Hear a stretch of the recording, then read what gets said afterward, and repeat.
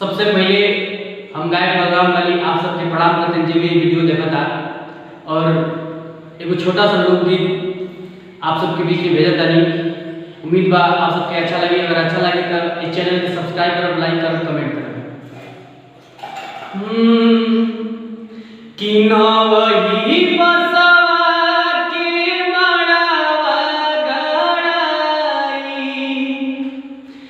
अरे कुसवा के छात्र छवाई रे।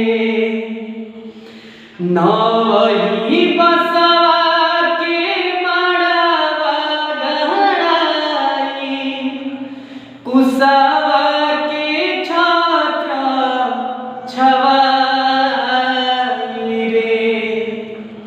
ताही तरे बैठेली सजी के कवन दुलही, बाबा के अंगना बिया रे।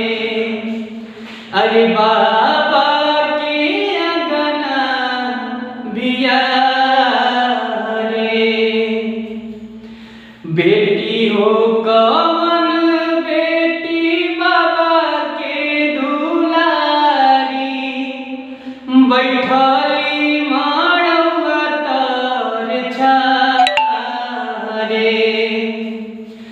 बेटी हो कवन बेटी बाबा के दुलारी, बैठली मड़वा तर छारे।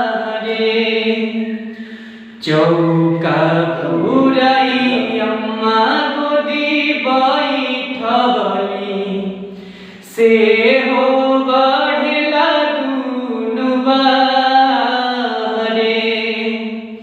से हो बढ़ला दुनु बारे। नवही बसवा के मड़वा गड़ाई, कुसवा के छात्र छवाई रे। ताही तरे बैठेली सजी